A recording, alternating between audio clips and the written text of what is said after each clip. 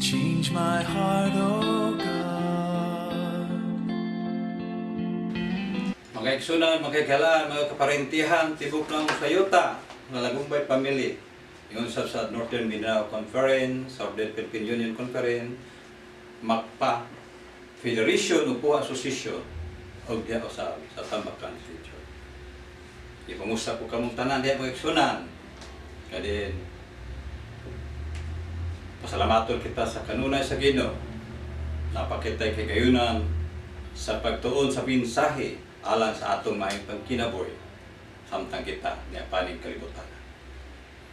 Mga kaigsunan, sa di pa kumauto sa unahan, ang iwan ko kamo atong iduko atong haul aron sa pangalihan sa Ginoo. Mga kitagtabang sa kaalam, balang Espiritu Santo. Tagampo tamo yun na. Among gamhanan na Diyos na mahal, na ikaw sa trono sa grasya sa kanina, sa magkapasapag ito.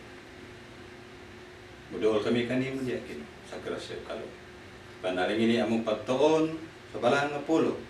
Makahatag ka na mo pagtulunan alang sa mensahe sa among maayong pagkinabuhi ni kalibutan. Tabangi ako mga viewers, mga subscriber, tanan pa, mga kaigsunan, mga kagalaan. Panalangin kini Ginoo ang mensahe Ginoo. Magkagiya ka namo sa pagtulunan sa pagkinabuhi. Dool diya kanimo. Salamat sa imong pagkamayo, Lord Jesus. Kinita namin, tugyan ng salis sa ngalan ni Jesus. Amen. Mga kayunang, napasalamat ko kaninyong tanan, diya, labi na sa akong mga viewers na nagasunod sa atong mensahe sa kanunay, labi na sa subscriber. Mga kaisunan, kining atong pagtulunan magsunan, alang pagpamalando sa atong kinabuhi. Atong tunan magsunan ang sinulat ni Apostol Pablo sa unang Korinto chapter 13 verse 3, mga kaigsunan. Diri nagingon mga kaigsunan, kung ipanghatag ko ang tanan kong katigayunan o kung itahan ko ang akong lawas aron pagasulubon, apan walay gugma, kini dili magpulos kanako. Mga kaigsunan, sa ipanghatag ang tanan nimong katigayunan, mga kaigsunan, ug itahan ang imong lawas aron pagasunugon, apan kung walay gugma, mga kini walay pulos, mga kaigsunan. Ang sentro ning atong mensahe, mga kaigsunan, mao kini ang gugma. Sama ni Ginoong Hesus, mga kaigsunan, yun sa pagigugma kanato, aron kita lamang makaangkon og kaluwasan. Pinaagi sa iyang pag-antos, pagsakripisyo, mga kaigsunan. Dinhi sa Isaias, mga kaigsunan, sa Isaiah chapter 53 verse 4, din nagyon. Sinulat ni propeta Isaias 53 verse 4. Sa pagmatuod gipas-an niya ang atong kasakitan ug gipas-an niya ang tanang kasug-anan, apan siya gila nato nga binunalan, hinampak sa Dios ug sinakit. Apan siya gisamaran tungod sa atong kalapasan, siya nagpangus tungod sa atong mga kasalanan, ang silot sa atong pakigdait diya gibabaw niya, tungod sa iyang mga labod kita nangayo. Mga kaigsunan, the highest love at all, si Kristo, mga kaigsunan. Wala na Diyos, ikatandi diya kaniya.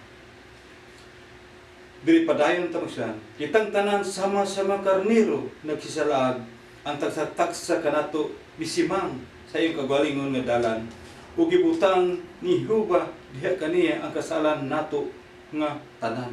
Tanan mga kasalanan nato magsunan sa una natong ginikanan, diha gibutang ngadto kang Ginoo Hesus, mga sunan.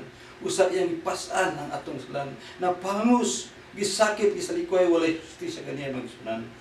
Dito gilansang sa krus, the last word ningon si Jesus, amhan ko, pasaylo sila, kaya wa sila masayo sa ilang kinabuhi. Unsa kadako ang gugma ni Ginoong Hesus ug Dios amahan alang kanato, mga kaigsunan. Dini sa atong pagka kalibutanon magsan, daghay na pakita og gugma ngadto sa mga tawhan, apan ang ilang gugma dili kinasingkasing. Nang hatag sila mga dagkog mga butang uban pa, apan dili sa kinisingkasing, gumikan sa ilang interes, sa ilang personal sila kagalingon sa mga minahal ko sila. Sama nini nagaingon sa Deuteronomy chapter 15 verse 10 diri. Sa walay duha-duha, maghatag ikaw kaniya ug ang imong kasing-kasing dili magsubo. Sa diha nga maghatag ka kaniya tungod kay mahitungod niining buhata, magapanalangin kanimo siya nga imong Dios sa tanang nga buhat sa tanan nga pagabutangan sa imong kamot mga kaigsunan. Mga kaigsunan, kung magahatag kita magsunan ngadto sa mga tawhan, dili kita mobati og kasubok mga kaigsunan. Usahay nahinhayak lang ka paghatag, naghatag ka mga kaigsunan kay nahinhayak ka. Dili gikan sa imong kasing-kasing, dili sa gugma sa imong kasing-kasing, mo nag-ingon nga maghatag ka kaniya sa imong kasing-kasing nga dili magsubo ang imong kasing-kasing tadi nga naghatag nagtabang siya. Usa ka ilustrasyon magsunan. Daghan na to usa ka ilustrasyon. Kani sa Biblia daghan ang mga ilustrasyon nga gihatag sa Ginoo mga sumbingay. Usa ka ilustrasyon magsunan sa diha ang usa ka hari uban siyang pinalangga nga anak nga prinsesa. Nagasakay sila sa barko, nagaturis sila mga kaigsunan, samtang naglawig, nagdagan ang barko magsunan. Unya kalit mga kaigsunan, dunay nahulog dito sa dagat magsunan. Uy, pagtanaw sa hari magsunan, ang iya mga anak di ay nga prinsesa nahulog dito sa dagat mga kaigsunan. Ingon ang hari, kinsay makaluwas sa akong anak nga nahulog sa dagat, bisan katunga sa akong gingharian, akong ihatag di kaniya. Tuod man, walay nangako magsunan. Walay nangako magsunan sa pag-ambak sa dagat kay daghan kaayong mga iyo magsunan sa unahan magsunan. Nang hadlok ang tao. Apan, yun kalit nga nila bubu. Nahulog dito sa dagat magsunan. Pagtanay nila, uy, usa ka tao. Sakay sa barko uban kanila, ni ambak, nahulog dito sa dagat. Ug nya tuod man, naanaman siya sa dagat, iya na lang giluwas ang reyna, ang prinsesa anak hari. O unya magsunan. Ituntunan o pisi o unya gihawas magsunan. Dalipay ang hari magsunan nga naluwas ang anak nga dalaga. Unya mingon ang hari. Unsay imong pangayon? Akong ihatag. Sulti mga kisunan. Unsay tubag sa tao. Senyor hari, wala ko makinahanglan na. Unsa man ang gusto na ihatag na ko ani. Isulti lang siya, hari ko kinsa tong nagtulot sa ako sa dagat nga nahulog ako. Mo akong pangayon. Mga kaigsunan, Leslie kala. Ang iyang pagtabang ngadto sa usa ka prinsesa nga nahulog sa dagat. Dili pinaagi dikta siya kasing-kasing, kundi aksidente lang sa iyang pagtabang. Kay nganuman, naanaman sa dagat. Busa mga kaigsunan, dinhi sa atong mensahe nagaingon. Bisan ipanghatag pa ang akong tanang kaptangan o pagasunugon ang akong lawas, apan kung walay gugma, walay pulos, mga kaigsunan. Busa magsunan, ang gugma sama ni Ginisus, iyang ipakita sa mga katawhan, gihawas niya ang iyang pagkaharianon pagka-serduti sa iyang pagkahari, sa iyang pagka-Diyos, na hisama siya sa mga tao.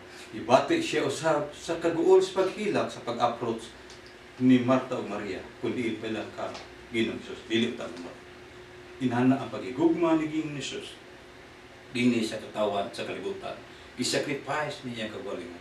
Usa, higayon na nato magsunan, aduna kita mga pagtulunan nga giya sa atong kinabuhi, pinaagi sa balang kasulatan, magatultol ka nato, mahinumdum kita, giunsa kita sa paghigugma ni Ginoong Jesus. Alam ka nato.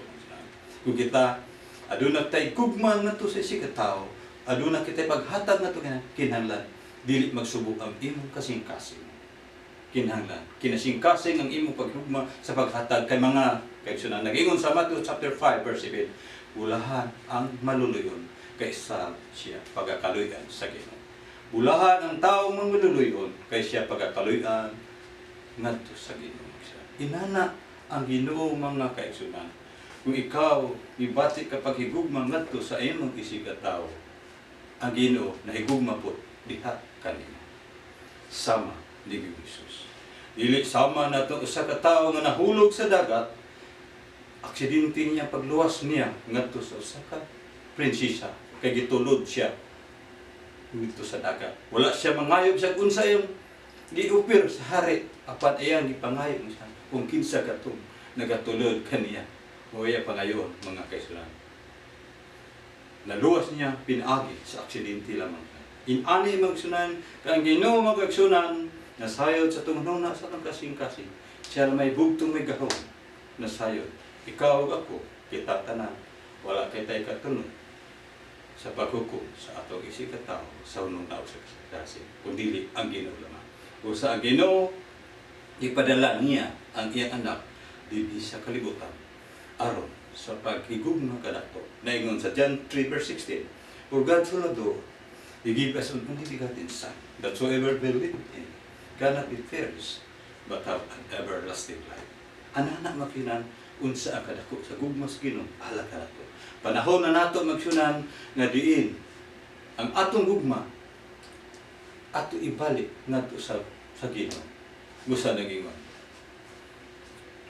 Ang kalipay niyo katong may kahadlok kami.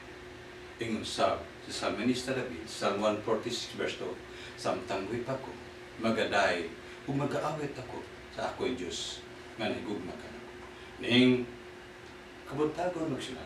Dagan salamat sa inyong pagpatiningog sa atong mensahe. Alang ka na ito kinitanan. Wala isintit magsunan. Kundi alang ka na ito tanan. Alang kita magapamalandong pinagi sa balaang kasulatan, magagiya ka na ito. Ngadto, may doon kita. Ngadto sa Ginoo. Sa Panginoon. Change my heart, oh Dagan salamat sa inyong pagpatiningog. make it ever true. Change my heart, oh